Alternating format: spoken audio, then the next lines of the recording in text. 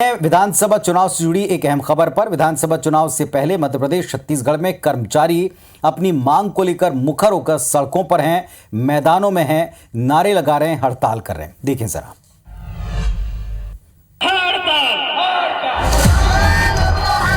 छत्तीसगढ़ में हजारों कर्मचारी नियमितीकरण की मांग पर हड़ताल पर हैं। आंदोलनकारियों का तर्क है कि जब एमपी में संविदा और डेली बेसिस कर्मचारियों का नियमितीकरण हो सकता है तो फिर यहाँ क्यों नहीं।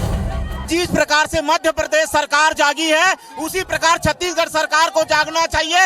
ये 45,000 संख्या नहीं, ये 95 लाख वोट है उनके लिए। वो समझ ले, जान ले, अगर वो हमें नियुक्तिकरण नहीं देता है तो अपनी जाने की तैयारी कर ले।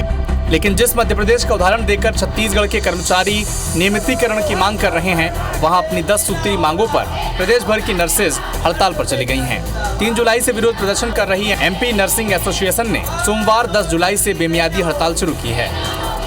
10 सूत्री मांगे यही है हमारी कि ग्रेड 2 मिला जाए, है ना, और नाइट अलाउंस मिला जाए। अगर हमें ऑर्डर नहीं मिलता है लिखित रूप से, हम हड़ताल भी जारी रखेंगे।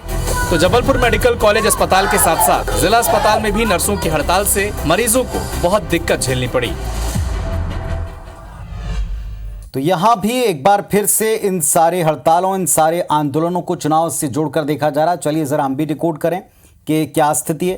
पहली बात यह कि चुनावी साल 2023 में और फिर 2024 में एक के बाद एक चुनाव है, ये तो तय है। ये सिलसिला आगे बढ़ेगा, हड़तालों का, दबाव का, इसमें भी कोई शक नहीं।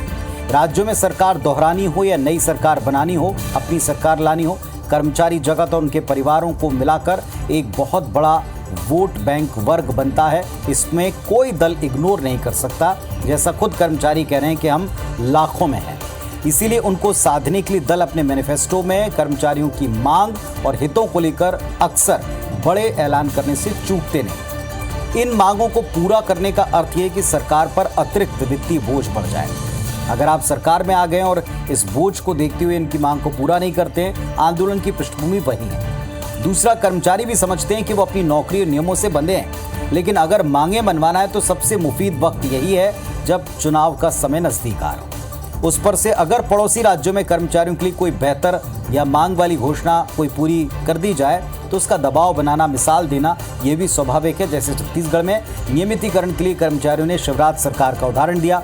उधर मध्य प्रदेश में नर्सेस की मांग है कि 2014 से उनको प्रमोशन नहीं मिला है। ओल्ड पेंशन स्कीम का लाभ उनको चाहिए, जायज मांग। डॉक्टर्स की तरह नाइट अलाउंस की मांग वो कर रहे हैं। वेतन विसंगति दूर करने की बात कर रहे हैं और नर्सिंग छात्राओं का स्टाइपेंड बढ़े, जो आज के दौर में बहुत जरूरी है और कोविड काल में भी इसका वायदा हुआ।